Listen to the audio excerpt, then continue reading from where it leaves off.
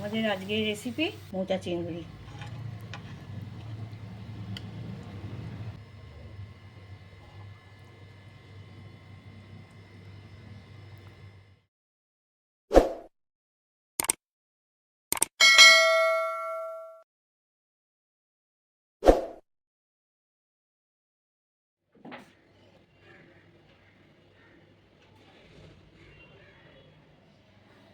মোচার ঘন্ট রান্না করার জন্যে প্রথমে এই মোচাটাকে নিয়ে এই যে খোলাটা রয়েছে এটাকে টেনে এরকম করে খুলে দিতে হবে। খুলে দিয়ে এই যে ফুলগুলো রয়েছে মোচার, এই ফুলগুলোকে এইভাবে খুলে নিতে হবে।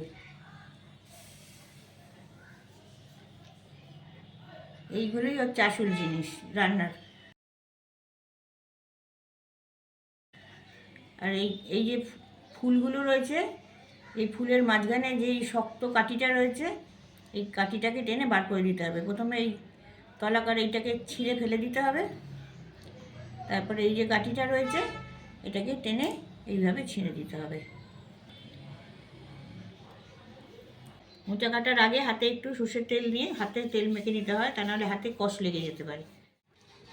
ভেতরে শিরাগুলো ফেলে দিয়েছি, আর এইভাবে কচ করে ধরতে হবে, ধরে এইভাবে কেটে নিতে হবে ছোটো ছোটো করে। এইভাবে ছোটো ছোটো করে কাটতে হবে। কেটে একটা বাটিতে জল নিয়ে জলের মধ্যে এগুলো দিতে হবে, তা নাহলে এগুলো কালো হয়ে যাবে।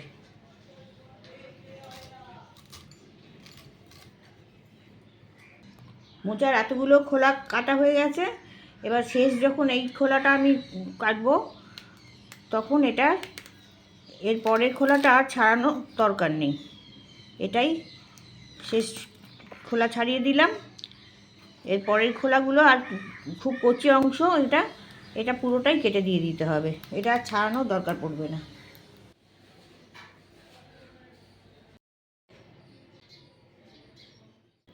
মোচাগুলো কাটা হয়ে গেছে, এগুলোকে আমি জল ঝরিয়ে নিচ্ছি।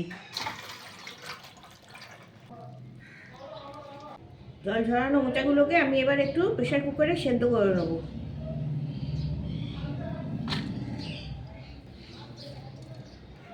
1 কাপ মতন জল দিয়ে দিচ্ছি, এতে সামান্য একটু হলুদ দিচ্ছি, নুন দেবো একটু।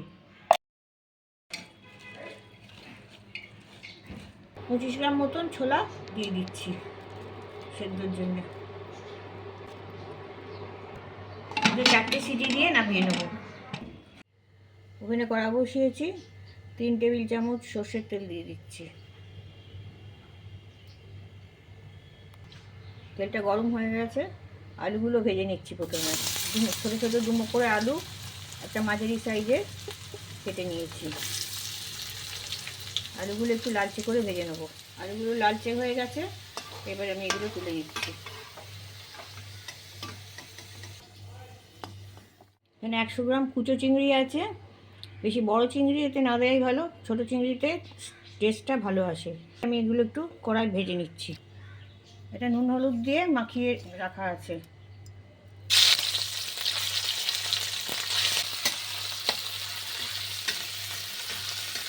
এটা খুব বেশি ভাজার দরকার নেই।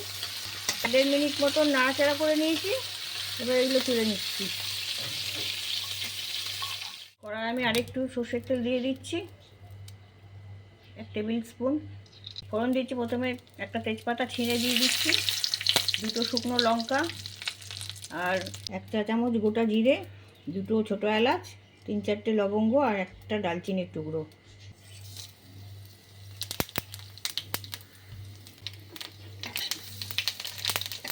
টমেটো কুচিগুলো দিয়ে দিচ্ছি, 1 টেবিল স্পুন আদা বাটা দিয়ে দিচ্ছি। এগুলো তেলের সাথে একটু ভেজে নেব। সামান্য একটু নুন দিয়ে দিচ্ছি টমেটোগুলো গলিয়ে নেবার জন্য। মশলা দেবো, এখানে আছে 1 চা চামচ করে কাশ্মীরি লঙ্কা, হলুদ আর গুঁড়ো জিরে, 1/2 টিস্পুন ধনে গুঁড়ো, আর 1/4 টিস্পুন লঙ্কা গুঁড়ো। সামান্য জল দিয়ে দিচ্ছি।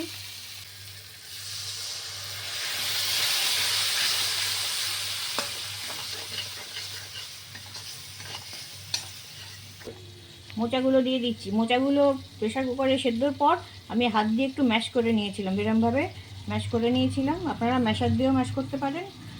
এবার আমি এগুলো দিয়ে দিচ্ছি তেলে। এর সাথে আলুগুলোও দিয়ে দিচ্ছি। এটা মিক্স করে দিচ্ছি, তেলে একটু ভাজা ভাজা করে নেবো। 5 মিনিট আমি কষিয়ে নিয়েছি। এবার আমি একটু জল দিয়ে দেবো।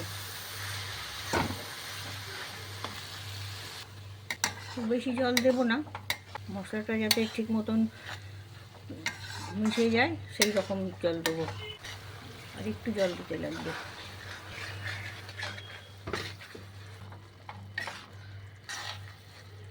পরিমাণ মতো নুন দিয়ে দিচ্ছি। 3-4 চামচ চিনি দিচ্ছি। তবে যে যেমন মিষ্টি খাবেন সেই রকম হিসেবে মিষ্টিটা দেবেন। মিষ্টিটা একটু জোরালো হলেই ভালো লাগবে খেতে। চিংড়ি মাছটা দিয়ে দিচ্ছি।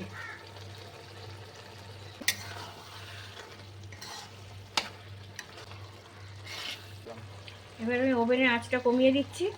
কমিয়ে দিয়ে আমি ঢাকাটা দিয়ে দিলাম। 5 মিনিট পরে আমি ঢাকা খুলব। 5 মিনিট পরে ঢাকনা খুলছি। এখনো একটু জল রয়েছে, এটা একটু ওভেনের ফ্লেমটা একটু জোরে করে দেবো, দিয়ে একটু নাড়াচাড়া করে নিলেই এটা কমে যাবে। 3টে গোটা কাঁচা লঙ্কা দিয়ে দিচ্ছি। হাফ টিস্পুন গরম মশলার গুঁড়ো দিয়ে দিচ্ছি। আর 1 চা চামচ ভালো ঘি দিয়ে দিচ্ছি। নেড়ে চেড়ে নিচ্ছি। এবার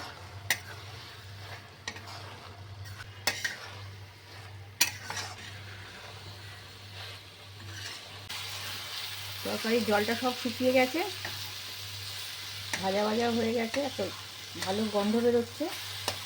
এবার আমাদের মোচা চিংড়িটা তৈরি হয়ে গেছে।